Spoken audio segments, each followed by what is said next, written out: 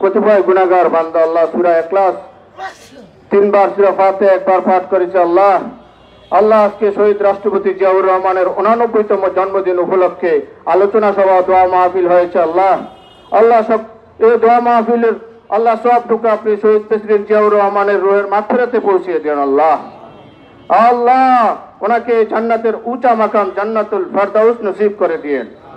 হে আল্লাহ ওনার জীবনে সমস্ত গুনাহ খাতা মাফ করে দিয়েন।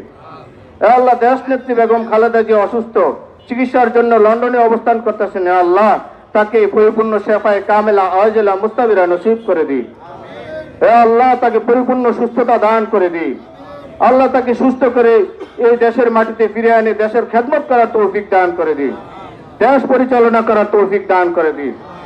হে আল্লাহ শহীদ প্রেসিডেন্ট জিয়াউর রহমানের সুযোগ্য উত্তরসূরি জনাব তারেক রহমানকে 31 দফা বাস্তবায়ন করে দেশ এবং দেশের মানুষকে খেদমত করার তৌফিক দান করে দিন। আল্লাহ ওনাকে নেক হায়াত দান করে দিন।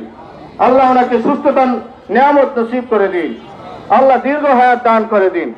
হে আল্লাহ এখানে যারা উপস্থিত হয়েছেন আল্লাহ সকলের পিতামাতাকে আপনি মাফ করে দিন, সকলকে সুস্থতার নিয়ামত নসিব করে দিন।